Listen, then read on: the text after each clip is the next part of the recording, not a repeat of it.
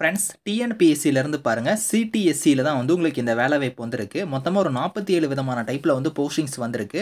So நான் interview கேட்டகரியில் தான் வந்து இந்த போஸ்டிங்ஸ் எல்லாமே வந்து எடுக்கிறாங்க. ஸோ இதில் மொத்த வேகன்சி வந்து பாருங்கள் 615 வேகன்சி கொடுத்துருக்காங்க. சேலரின்னு பொறுத்த வரைக்கும் உங்களுக்கு 50,000 வந்து இருக்கும். போஸ்டிங் தகுந்த மாதிரி உங்களுக்கு லெவல் வரைய சேலரியுமே வந்து இருக்கும். பர்மனன்ட் கவர்மெண்ட் ஜாப் தான். லாஸ்ட் டேட் வந்து 25 ஜூனுக்குள்ளார நீங்கள் அப்ளை பண்ணிக்கலாம். ஸோ இப்போ இந்த வேலைக்கான நோட்டிஃபிகேஷன் டீட்டெயில்ஸ் நம்ம பார்க்கலாம். ஸோ கைஸ் இதான் வந்து பாருங்கள் உங்களுக்கு அஃபிஷியல் நோட்டிஃபிகேஷன். ஸோ டிஎன்பிஎஸ்சியிலேருந்து பாருங்கள் இப்போ நியூவாக வந்து உங்களுக்கு கம்பைன்டு டெக்னிக்கல் சர்வீசஸ் எக்ஸாமினேஷனுக்கான நோட்டிஃபிகேஷன் ரிலீஸ் பண்ணிட்டாங்க. நான் டெக்னிக்கல் கேட்டகரியில் தான் வந்து போஸ்டிங்ஸ் வந்து ஃபில் பண்ண போகிறாங்க. ஸோ ஆன்லைன் மோட் அப்ளிகேஷன் தான் உங்களுக்கு வந்து பாருங்கள் லிங்க் என்னையிலேருந்து ஓப்பன் ஆகுதுன்னா 27 மேலேருந்து உங்களுக்கான லிங்க் வந்து உங்களுக்கு ஓப்பன் ஆகும். அன்னையிலேருந்து நீங்கள் அப்ளை பண்ணிக்கலாம். லாஸ்ட் டேட் வந்து 25 ஜூன் வரைக்கும் உங்களுக்கு டைம் இருக்குது. அதுக்குள்ளே அப்ளை பண்ணிக்கோங்க. அப்ளிகேஷனோட கரெக்ஷன் விண்டோ இது வந்து கொடுத்துருக்காங்க டேட்டு, அதையும் நீங்கள் பார்த்துக்கோங்க. ஸோ அதே மாதிரி எக்ஸாமை பொறுத்த வரைக்கும் பேப்பர் 1 பேப்பர் 2 உங்களுக்கான எக்ஸாம் இருக்கும். ஃபஸ்ட்டு வந்து பேப்பர் 1 வந்து தமிழ் எலிஜிபிலிட்டி டெஸ்ட் வந்து இருக்கும். அதுக்கப்புறம் பேப்பர் 2 வந்து அந்த கன்சர்ன் சப்ஜெக்ட்டில் வந்து உங்களுக்கான போஸ்டிங்ஸ் உங்களுக்கான கொஸ்டின்ஸ் வந்து இருக்கும் அப்படிங்கிற மாதிரி கொடுத்துருக்காங்க. எக்ஸாம் வந்து எப்போ இருக்குங்கிற டேட்டுமே வந்து பாருங்கள் உங்களுக்கு இங்கே வந்து அனௌன்ஸ் பண்ணிட்டாங்க. ஸோ அதையுமே இதில் நீங்கள் வந்து தெரிஞ்சுக்கலாம்.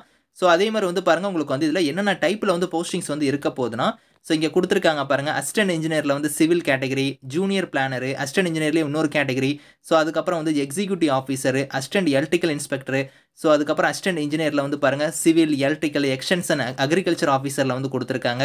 இந்த மாதிரி வந்து உங்களுக்கு librarian category, research assistant category, statistical inspector, junior scientific officer, இந்த மாதிரி வந்து ஒரு டிபார்ட்மெண்ட் வைஸாக உங்களுக்கு வந்து கொடுத்துருக்காங்க.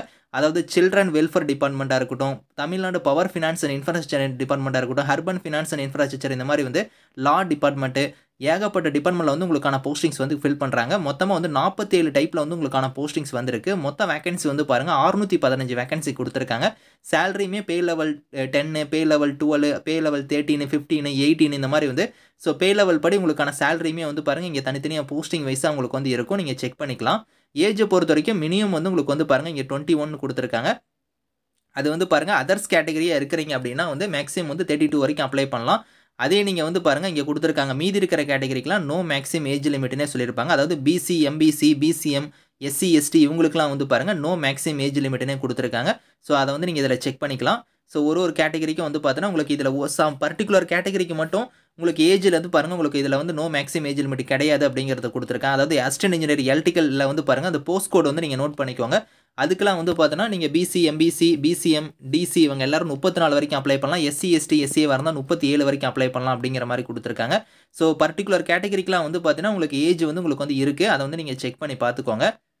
ஸோ இந்த வேலைக்கு வந்து குவாலிஃபிகேஷன் பொறுத்த வரைக்கும் அசிஸ்டன்ட் இன்ஜினியர் சிவிலுக்கு நீங்கள் அப்ளை பண்ணுறீங்கன்னா நீங்கள் இன்ஜினியரிங்கில் வந்து சிவில் முடிச்சவங்க வந்து எலிஜிபிள். அதே மாதிரி அசிஸ்டன்ட் இன்ஜினியரில் வந்து இன்னொரு கேட்டகரிக்குமே நீங்கள் பிஇயில் வந்து பாருங்கள் சிவில் முடிச்சவங்க அப்ளை பண்ணிக்கலாம். ஸோ அடுத்து வந்து அசிஸ்டன்ட் இன்ஜினியரில் வந்து பாருங்கள் இன்னொரு கேட்டகரிக்குமே வந்து சிவில் முடிச்சவங்க அப்ளை பண்ணுற மாதிரி தான் கொடுத்துருக்காங்க. ஸோ அதே மாதிரி வந்து உங்களுக்கு வந்து பாருங்கள் இதில் சிவில் கேட்டகரியை வந்து உங்களுக்கு நிறையா கொடுத்துருக்காங்க. அதுக்கப்புறம் ஜூனியர் எலக்ட்ரிக்கல் இன்ஸ்பெக்டருக்குலாம் நீங்கள் இன்ஜினியரிங்கில் வந்து பாருங்கள் எலக்ட்ரிக்கல் இன்ஜினியரிங் வந்து முடிச்சவங்க வந்து எலிஜிபிள். அடுத்து வந்து பாருங்கள் உங்களுக்கு வந்து சிஸ்டம் மேனேஜருக்குலாம் அப்ளை பண்ணுறீங்கன்னா பிஇபி டெக்கில் வந்து பாருங்கள் நீங்கள் வந்து கம்ப்யூட்டர் சயின்ஸோ இல்லைனா வந்து எலக்ட்ரானிக்ஸ் அண்ட் கம்யூனிகேஷனோ எலக்ட்ரிக்கல் எலக்ட்ரானிக்ஸோ இந்த மாதிரி முடிச்சவங்க வந்து எலிஜிபிள். ஜூனியர் பிளானருக்குலாம் வந்து நீங்கள் பேச்சுலர் டிகிரியில் வந்து பாருங்கள் டவுன் அண்ட் கண்ட்ரி பிளானிங்கான இது வந்து நீங்கள் முடிச்சவங்க அப்ளை பண்ணலாம். அப்படி இல்லைனா பிஇபி டெக்கில் வந்து சிவில் முடிச்சவங்க அப்ளை பண்ணலாம். அப்படி இல்லைனா பேச்சுலர் டிகிரியில் வந்து ஆர்கிடெக்சர் முடிச்சவங்க கூட அப்ளை பண்ணலாம். லைப்ரரியன் கேட்டகரிக்கெலாம் நீங்கள் டிகிரி முடிச்சுட்டு ஸோ லைப்ரரி சயின்ஸ் வந்து நீங்கள் முடிச்சிருக்கணும் அப்படிங்கிற மாதிரி கொடுத்துருக்காங்க. ஸோ அதுக்கடுத்து வந்து பாருங்கள் உங்களுக்கு ஸ்டாட்டிஸ்டிக்கல் இன்ஸ்பெக்டருக்குலாம் டிகிரி முடிச்சவங்க வந்து எலிஜிபிள். இந்த மாதிரி வந்து ஒரு கேட்டகரிக்கும் உங்களுக்கு குவாலிஃபிகேஷன் வந்து உங்களுக்கு சேஞ்ச் ஆகும். நீங்கள் வந்து செக் பண்ணி பார்த்துக்கோங்க. மொத்தமாக 48 டைப்லேயும் வந்து உங்களுக்கு தனித்தனியாக வந்து டிகிரி முடிச்சவங்க, இன்ஜினியரிங் முடிச்சவங்க, பிஎஸ்சி முடிச்சவங்க இந்த மாதிரிலாம் கொடுத்துருக்காங்க. பதிலாக அது எல்லாம் நீங்கள் வந்து கரெக்டாக நீங்கள் பார்த்துட்டு உங்களுக்கு எந்த குவாலிஃபிகேஷன் வந்து மீட் ஆகுதோ அதுக்கு தகுந்த மாதிரி வந்து நீங்கள் அப்ளை பண்ணிக்கோங்க. ஸோ இதில் அந்த 47 போஸ்டிங்குமே வந்து பார்த்தீங்கன்னா எந்தெந்த டிபார்ட்மெண்ட்டில் வந்து ஃபில் பண்ணுறோம் அப்படிங்கிறத வந்து பாருங்கள் இங்கே கொடுத்துருக்காங்க. உங்களுக்கு வந்து ஸோ அசிஸ்டன்ட் இன்ஜினியர் சிவில் வந்து பாருங்கள் ஹிந்து ரிலீஜியஸ் சேரிட்டபிள் என்டோமெண்ட்ஸில் கொடுத்துருக்கேன். அதாவது டிஎன்ஹெச்ஆர்சி டிபார்ட்மெண்ட். அதுக்கப்புறம் ஸோ ஸ்டாட்டிஸ்டிக்கல் இன்ஸ்பெக்டர்னா animal husbandry and veterinary science department கொடுத்துருக்காங்க. இந்த மாதிரி வந்து உங்களுக்கு ஒரு இதுக்கும் law department, civil supplies and consumer production department, இது மாதிரி வந்து உங்களுக்கு வந்து ஒரு கேட்டகரிக்கும் எந்தெந்த டிபார்ட்மெண்ட்டில் வந்து உங்களுக்கான போஸ்டிங்ஸ் வந்து இருக்கும் அப்படிங்கிறது எல்லாமே இங்கே வந்து கொடுத்துருக்காங்க. அதை செக் பண்ணிக்கோங்க.